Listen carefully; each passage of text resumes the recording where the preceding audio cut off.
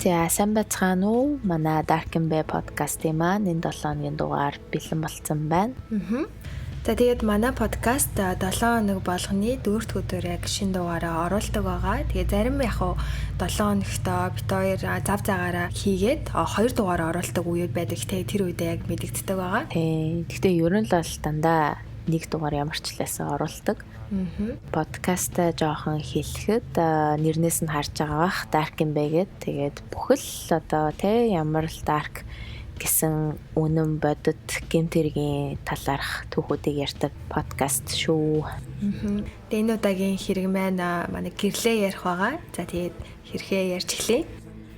За миний ярих байгаа хэрэг нь 2013 онд Австралийн Dabbo гэдэг хотод болсон.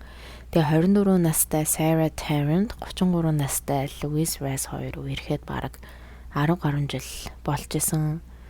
Тэгэд энэ хоёр дөнгөж эхлээд танилцахдаа Sarah бол 15 настай байсан, Louise бол 24-тэй байсан. Тэгээ мэдээж тэр үед Sarah-гийн ээж нь ингээд айгүй их дургуцаад хүүхдээ ерөөсөө охиноо тийм 10 насаар ах хүнтэй үерхүүлэхгүйгээд дургуутчихсан. Харин аавынх нь хувьд гэвэл нэг мэдээлэл байхгүй лээ. Ямар ч л байсан бэлгийн хүчирхийл үйлцсэн гэдгээр шоронд орж исэн. Сарагийн амьдралд бол ерөөсөө тийм оролцдоггүй.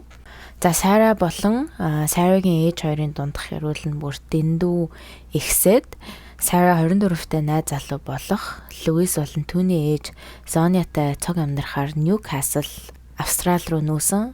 Тэгээ нүгэд 2 жилийн дараа Sarah Louise хоёр нэг хүүхэдтэй болж дахин хэдэн жилийн дараа дахиад одоо 3 хүүхэдтэй ингээд өнөр өтгөн гэр бүл болоод амьдарч идэв. Тэгээ Louise-ийн хувьд гэвэл нэг Rebels Outlaw гэдэг мотоциклын ангийн гишүүн байсан. Тэгэд одоо хүүхэдтэй гэр бүлтэй болсон болохоор нөгөө гангаасаа гараад өөр төшөө нөхөр болж 600 км-ийн зайтай одоо хэрэг болох Dabbo гэдэг хот руу нүүсэн. Энэд эхлээд очоод 50 настай Raymond Roth гэдэг ээжийнхэн танилтай амьдарч агаад нэх удалгүй холгүй нүүж гардаг. Тэгээ Raymond-ийнхаас нүүж гарсан ч гэсэн Sarah болон Louise-ийн Raymond бол ингээд байнгын очдог. Louise-ийн ээж нь таньдаг болохоор ингээд Raymond ингээд байнгын орж гарч идэг байсан. Тэгээ хүүхдүүдийн хаяа гарч өгдөг. Тэгэл ялангуяа Sarah-тай цагийг их өнгөрөөж сайн харилцаатай болж исэн. Тэгэд энэ үед Louise Hamish гээд урд нь найзалж исэн найзтайгаа холбогдоод гэр оронгүй хүүтэйгээ гадуур оноод явж байхад гэртээ авчирч ингээд хэсэг цог амьдрахаар болтоо. Тэгээ Louise-ийн хэлснээр бол Hamish ер нь бол маш их сайн аав, сайн залуу. За ингээд 4-5 хүн Sarah Louise-ийн гэрт нь ингээд байнгын байж идэг. Цогтой нийлэл тэр хоёрын байр нь ингээд нийлж засар энтер хийгээд амьдарч исэн. 4-5 хүн гэдэг нь Sarah, тэгээ Sarah-гийн найз залуу Louise, тэгээ Louise-ийн ээж Sonia, тэгээд Louise-ийн найз Hamish. Тэгээ Hamish-ийн хүн ингээд хаяа бас ирээд хаяа ээж дээр очиод ингээд байдаг. За тэгээд шинэ байранд ороод сайхан амьдрий гэд байжсэн чинь Sarah Louise-тэй ер нь цаашдаа цуг байх уугүй юу гэж хэргэлзэжсэн. Яагаад тэгэхээр Louise ерөөсөө ингээл амар залхуу болжсэн. Хүүхдүүдээ ч ерөөсөө харахгүй, гэр орондоо ч юм ихгүй. Тэгэнгүүтэл хаяа Sarah-гаас их зодддаг болсон. Тэгэд энэ асуудлаа найз залуугийнхаа нөгөө ээжийнхэн танил 50 настай Raymond-д их ярьдаг. Тэгэл надад айгу хэцүү байна. Стонерэ Louise юм хийхгүй байна. Намайг хаяа ингээд зодоод байна гэж хэлдэг. Тэгэнгүүт Raymond болохоор дөнгөж ихнэрээ ингээд хорт авдарт алдсан. Тэгээд Sarah руу надаас айгүй хэцүү байна гэж байнгын нэг иймэрхүү гүнзгий дип яриа ярьдаг болсон. Иймэрхүү дип яриа ярьдаг болоод удалгүй би биэндээ бүр илүү сайн болж эхэлдэг. За тэгэл Sarah Raymond руу өөрийнхөө хаяа ингээл нөцгөн зургийг нь явуулаад бас Raymond хаяа гэрт нь эрэнгүүт нь ингээл халаад малаада тайлал нөцгөн биеэ хальт харуулж маруулдаг байсан. Тэгээ тэр үед ч одоо найз залуугийнх нь ээж найз нэгэл бүгдээрээ хүүхдүүд нь бүгдээрээ гэрт байгаа шүү дээ. Тэгж яах чинь тэгэл тэр мэрийг нь ерөөсө тоохгүй. За ингээд 2013 оны 3 дугаар сар гэхэд энэ хоёрын харилцаа бүр улам гүнзгийрч одоо бэлгийн харилцаатай болсон. Тэгэд өдөр болгон уулздаг, заримдаа бүр өдөрт 2 удаа уулзаж нэг голын хажуугийн гүүрний дор унтдаг болоод удаагүй байж адил Sarah бүр Raymond-д бүр илүү хайртай болцсноо хэлдэг. Тэгэл энэ хоёр чинь байнгын хайрын захиа бичдэг. Захианда Sarah болохоор хоёлаа те цуг ирээдүйд сайхан амьдрнаа. Би чамдаа гэрэлмээр байна. Чи бол надаа аз жаргалтай амьдрал гэдэг юу болохыг үзүүллээ гэх мэтээр бичингүүт нь Raymond хариуд нь би бас чамтайгаа ингэ гэрэлмээр байна. Тэгээ би чиний 4 хүүхдэд ер нь сайн ав болж чадна гэдэгт маш их итгэлтэй байна гэл. Ерөнхийдөө энэ хоёр нэг иймэрхүү захиа бичдэг байсан. За тэгсэн 2013 оны 5 дугаар сард Sarah жирэмсэн болчдөг. Тэгээ Sarah бол өөртөө 100% энэ хүүхэд бол Raymond их гэдгийг мэдчихсэн. Тэгээ Sarah Raymond дээр очиод би жирэмсэн болчлаа гэд хэлсэн чинь Raymond дараад би одоо чамд 2 сонголт өгье. Чи сонголтоо хийхэд чамд 3-7 хоног байна. Нэгдүгээр чи Луисийг орхиод дээр хүрээд ирээ.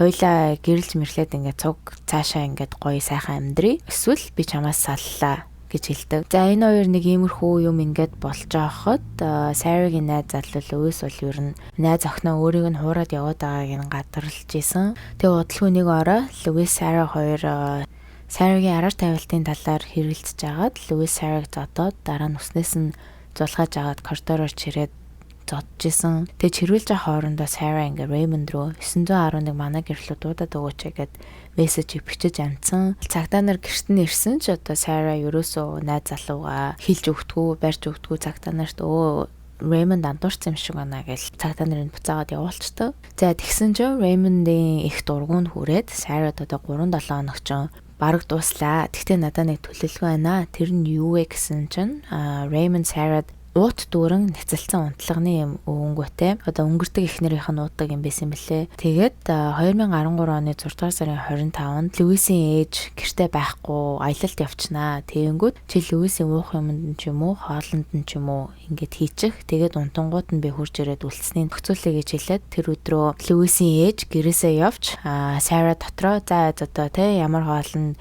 энэ юмнуудыг хийвэл ингээд нууц чадах уу гэж бодож байгаад төмсний нух шигээд дотор нь нөгөө юмнуудаа хийгээд Луист өгтөө. За Луис ч бүх хоолыг нэдэл бүх төмсний нухшийн одоо бараг нэгч төмсөлтэхгүй иддэг. Тэгэнгүүт нь Sarah Луисийн унтахыг нь хүлээж байгаа байхгүй юу?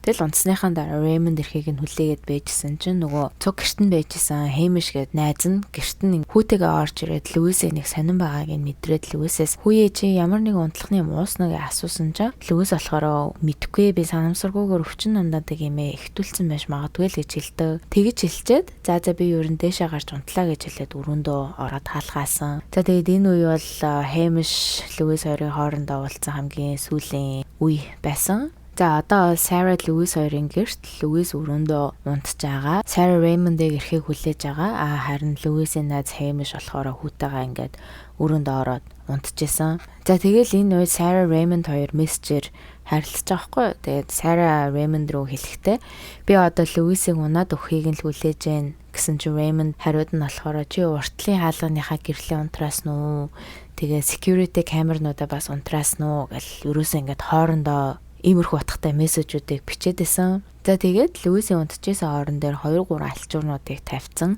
Raymond-ыг эрхийг хүлээгээд байж тал шөнийн 2 цагт Raymond ирж Луисийг алж орны даванд биеийг нь ороож байх хооронд Sarah өрөөнийх нь гадна хүн сэрчихвэгээд одоо бараг манаа зогсож байгаа хгүй. Тэгсэн чинь Hamish нөгөө найз нь сэрээд Sarah-г зогсож байгааг нь хараад Sarah-гаас ингээл амар гайхалгүй чи унтахгүй юу гэж байгаа юм бэ гэд асуусан чинь Sarah болохоор юу ч хэлээгүй ингээд цаашаага шууд доошо буугаа явсан гэсэн. За тэгэл Hamish нийнхэн бодлого буцаж өрөөндөө орж унтаад харин Raymond өрөөнд нэлээд утасны дараа гарч ирээд Sarah-гаас надад Lewis-ийн биеийг өргөөд машины арт авахд тусламж хэрэгтэй байна. Би ингээд ганцаараа дийлэхгүй на чи надад туслаач гэж хэлээд Sarah Raymond хоёр Lewis-ийн биеийг Raymond-ийн машинд тавьсан. За тэгээд Raymond Lewis-ийн утсыг аваад машинаа бариад Lewis-ийн цогцыг булахаар явдаг. Тэгээ харамсалтай нь болохоор одоо болтол хаана яаж нууссан нь ерөөсөө мэддэхгүй байгаа гэсэн. Тэгээ зохицос одоо хүртэл олтоогүй байгаа болохоор яг яаж олсон, яаж өгсөн нь бол одоо болтол ерөөсөө тодорхойгүй. Яагаад тэгэхээр задлан шинжилгээ ерөөсөө хийж чадаагүй болохоор бас мөн цагтаа нарч гэсэн Raymond-ийн машиныг хаа явсан газрыг CCTV-гээр хайгаад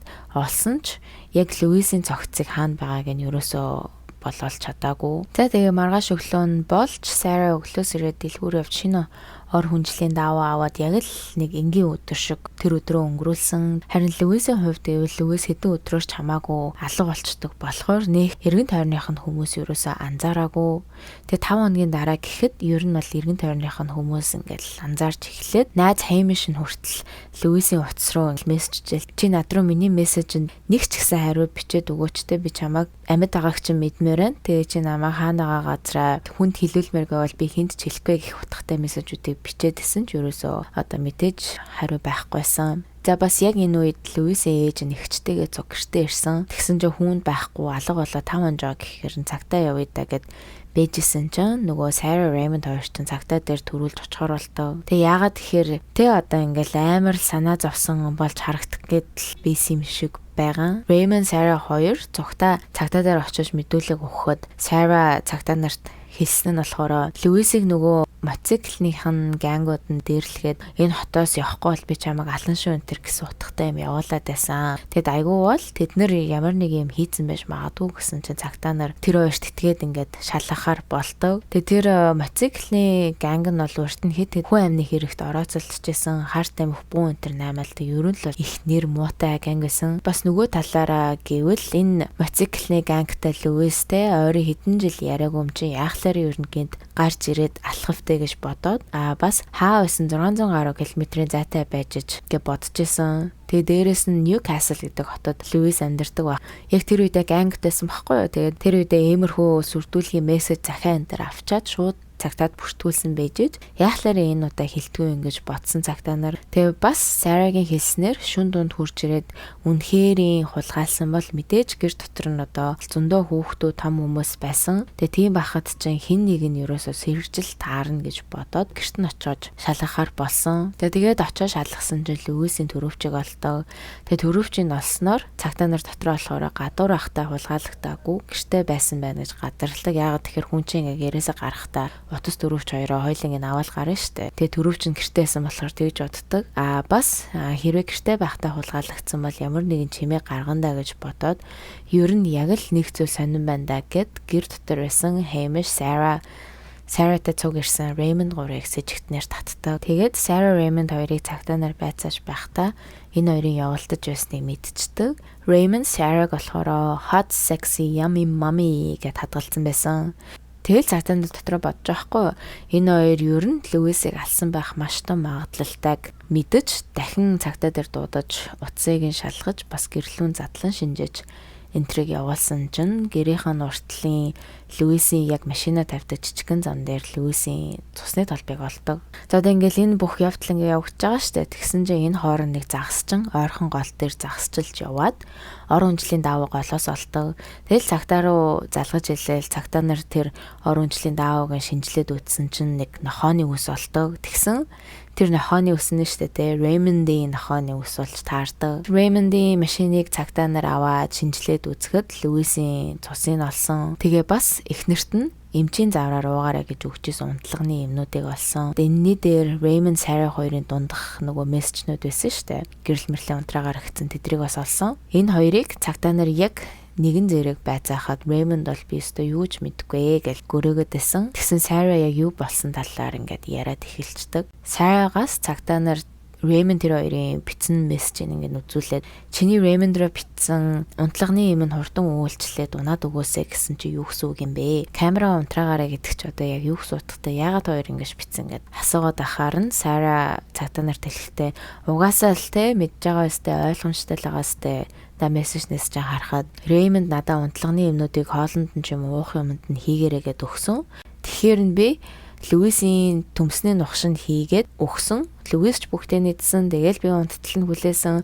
Тэрнээс өөрөөр би энэ хэрэгт юусаа ямар ч огт хамааралгүй. Тэгээ дээрээс нь Sarah хэлэхдээ би Raymond-ийг зүгээр л Луисийг айлгаж байгаа юм байна л гэж бодсон. Тэрнээс биш би ерөөсөө Луисийг ална гэж бодоогүй гэж цагтаа нарт хэлдэг. За ингээд ер нь юу болсон, хэн алсан цагтаа нарт тодорхой болж шүүх хурал эхэл Raymond-д уртаас төлөөлөж хүн алсан гэж 32 жилийг 24 жилийн тэнцэнтэй өгсөн чинь дэндүү их жилийг өгсөн байна гэж давж заалтаад 25 жилийг 18 жилийн тэнцэнтэй болгож бууруулж чадсан. Сайраг бол ер нь юу болохыг мэдчихсэн, өөрийнх нь хэлж байгаагаар зүгээр унтлагын юм өвөнгөт нь Raymond орж айлгана гэж бодоогүй. Sarah бол Raymond Lewis-ийг ална гэдгийг мэдчихсэн. Тэгтээ гар бие ерөөсөө бол аллагт оролцоогүй. Бас сэтгэл мэдрэл нь докторгүй байсан гэж 10 жилийн 8 жилийн таньсантай өгтөө. Тэгээ нөгөө Sarah ч тэр үедээ баригдах үедээ жирэмсэн байсан шүү дээ. Тэгээ хүүхдээ шоронд ахта төрүүлээд өөрийнхөө ээжтэй өгч, ээж нь ингээд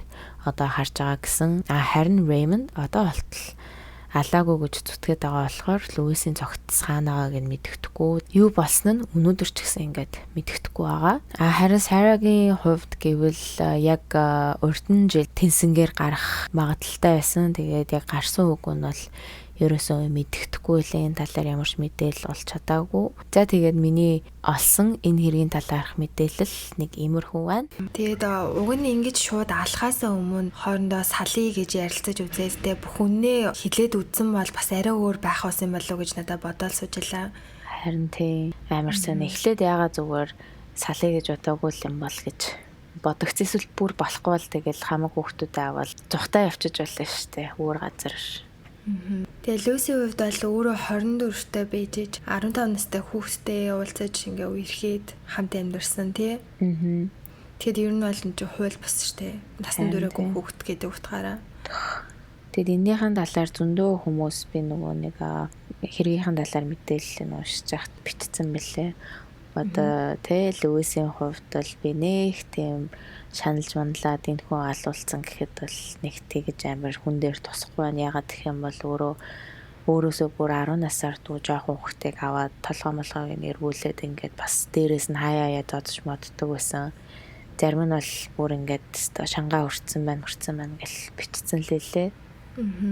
Тэгэхээр би ихтэй ер нь жоохон нөгөө шангаа хүрсэн байна гэдэг тэг үүлийн үрээ бараг эдэлж ийн гэдэг юм хүмүүс бичсэн байдаг шүү дээ тий. Тэгээд бас өнгөрсөн 7 хоногийн миний ярьсан хэрэг дээр бас хохирогч эмэгтэйг бас айгүй хүмүүс тэгж бичсэн байсан. Яг найз залууга хуурах байгаа юм шиг гээд энэ тал дээр бас ингээ айгүй надад эмзэг надад тусна л да.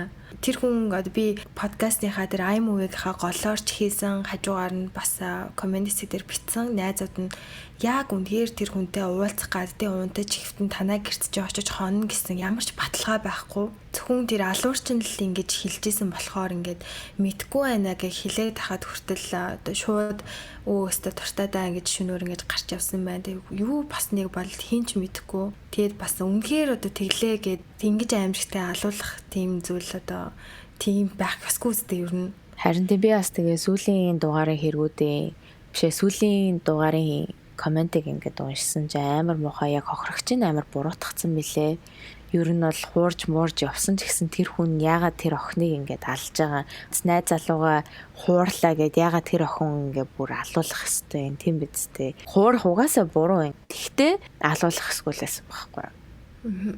Тэгээ тийм болохоор бас ингээд хохирсон хүмүүс миний бодлоор бол ингээд алуурчин бол үнэхээр одоо стажик шангаа хүртлээ гэж хэлэхэд бол болон тэр алуурчин алуулсан байгаа тохиолдол мөрөөрөө гимгөө явж исэн хүнийг мөчлөөд тэ бүр ингээд хідэн хэсэг болгоод хинч биш юм шиг хогийн савнд хайнуу гадаа шиднүү ингээд орхисон байгаа хүн бол үнэхээр бүр ингээд тэр хүн өөхөх баг ингээд ёстой үүлийн үрээ идлээ гэж бодож байна. Би алуурчны хувьд бол хохирж байгаа тэр хүмүүсийн хувьд бол тэг хөрхий тэг ингээд залуу наснд чинь за бүр үнэхээр ингээд өмөрөөд хэлэхэд бол залуу наснд хүн ямар ч алдаа гаргаж болно, ямар ч буруу үндэ итгээд харцсан байж болно. Тэглээгээд ингэж өөхөх ёсгүй л гэдэг утгаараа би айгу жоохон имзэлсэн.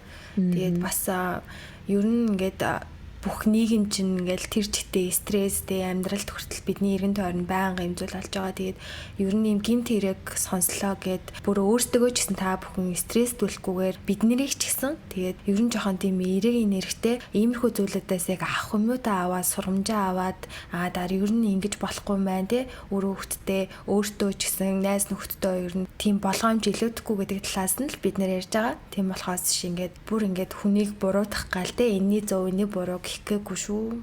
Тэг штэ. Зарим хүмүүс бол яг энэ миний дөрөвний ярьсан хэргийн хохирогч залууг бол яг л шангаа өртсөн хогчин энэ төр гэж ярьжсэн. Зарим нь болохоор нөгөө охиныг болохоор бараг 16 таа байсан юм байж өөрөө өөрийгөө мэтгэд яадیں۔ Эсвэл нэрэ хогчин өөрөө хөгшин залуудаагч явчаал гэл ер нь бол айгүй муухайгаар тал талаас нь хэлсэн бэлээ. Тэгээ Сарагийн ээж нас Луизийн хоёрын амьдралыг нэг зөвшөөрөхгүйсэн шүү дээ. Тэгэхээр ер нь бол ээж аав бол хүүхдүүдээ мэддэг гэдэг юм билээ. Яг энэ хүүхдэд маань тохирох нөхөр ихнэр мөн үү гэж хараал мэддэг гэдэг үнэн бах. Тэгэхээр ээж аах өгөн тасаа ер нь сонсож явах хэрэгтэй болов уу гэж боддог. За тэгээд энэ 7 хоногийн дугаар маань үүгээр өндөрлөж байна. Тэгээд бас subscribe дараагүй хүмүүс маань subscribe дараагийн дугаараа сонсоорой. Тэгээ бас манай Darkin Bay гэдэг Instagram байгаа шүү. Хэрэг хүсэх юм бол тийшээ ороорой. Бид хоёр ер нь бол нийхийн постлгүй. Гэхдээ хэргийнхэн талаар хохирогчдын талаар ерөнхийдөө илүү их постлдог. За тэгээд дараа 7 хоногийнхаа дугаараар уулзцгаая.